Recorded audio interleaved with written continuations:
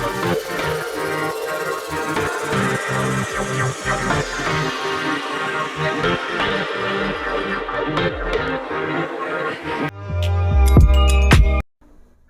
guys! Welcome back to my YouTube channel. So, for today's video, tuturo ko po kung paano mag-apply ng disbursement account po ninyo sa SSS. So, first thing, mag-login po muna kayo sa inyong SSS members account. Click e-services. And then, choose disbursement account enrollment module.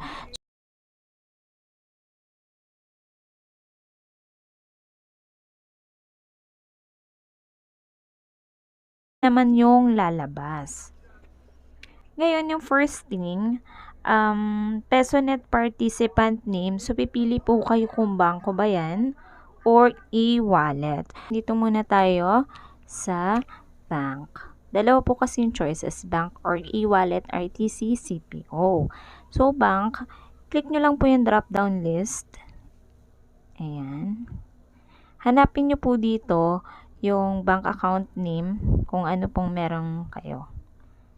So, ayan. So, nandito naman po lahat yung mga list ng mga bangko na pwedeng kuhanan ng savings account. So, ayan. Pumili lang po kayo dyan and then input nyo po yung bank account number. And then, confirm bank account number. Make sure na pareho po ha. Double check nyo po always yan. So, next, attach supporting documents.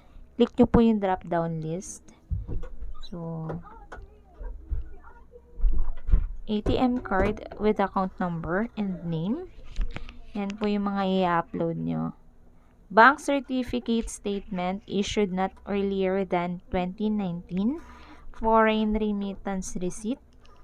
Passbook. Screenshot of online mobile banking account. Validated deposit slip. So, yan po yung mga choices na pwede nyong i-upload. So, pili lang po kayo dun sa mga document na pagpipilian dito sa drop-down list. I-upload nyo po siya by clicking this, choose file.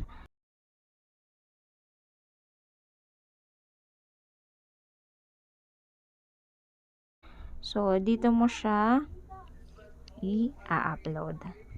Dito po kayo pipili ng inyong documents. So, by clicking choose a file. So, kung okay naman na, make sure na alphanumeric po yung file name nito para hindi na po uulitin. So, kapag okay na, para yun sa bank account, kung sa mga bank, kung okay na,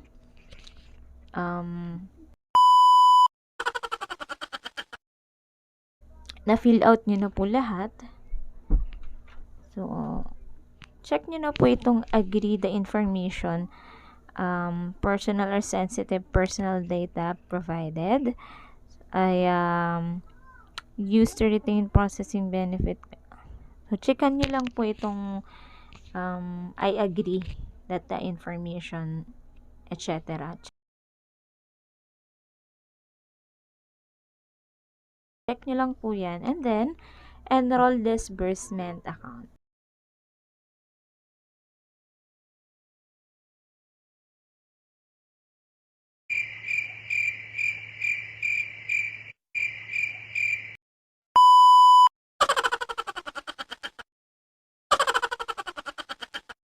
Para po yun sa bank.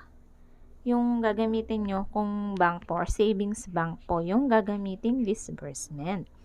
Next one is yung e-wallet naman. So, pag-click natin yan, so mag-iiba naman siya dito sa drop-down list.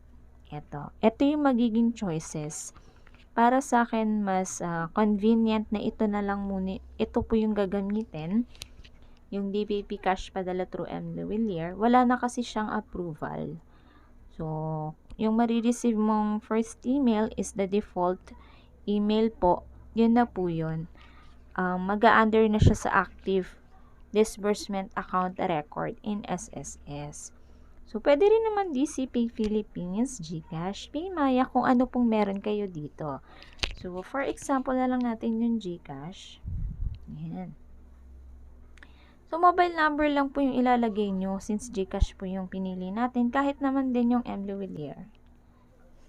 Ayan. So, may lalabas if you shall opt to receive benefit proceeds through remittance and transfer companies, cash payout outlets, you shall be charged with transaction fees.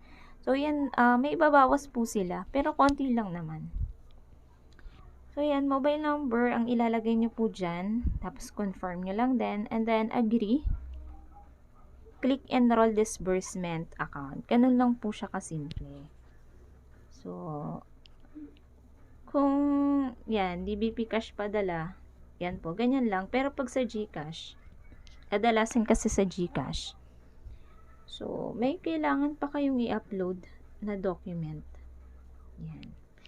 Ito lang naman, e-wallet screenshot of mobile app account. Hindi kagaya dun sa bank, marami siyang choices. Ito, isa lang naman. E-wallet screenshot lang naman. So, pag okay na, alphanumeric po dapat yung file name. Yan, choose file. Dito po kayo pipili ng screenshot na i-attach. So, next, I agree. And then, kung okay na, enroll disbursement account, meron pong lalabas dito sa taas na transaction number. And then, may mag-i-email po sa inyo tungkol sa pag-a-apply ng inyong disbursement account. So, para sa mga may bank, bank po yung pinili nyo, may second email pa po. I-approve po nila yan. So, dito po siya mag-under sa active disbursement account records with SSS. So, kapag nandyan na siya, meaning na okay na po yung disbursement ninyo, meaning po na okay na po yung disbursement ninyo,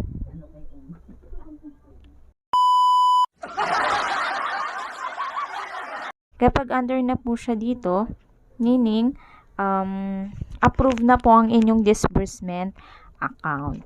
So, yun. So, yun lang muna sa ngayon mga ka-SS. Maraming salamat sa pagtapos ng aking video. I hope you like, share, and subscribe to my YouTube channel. Thank you! Keep safe!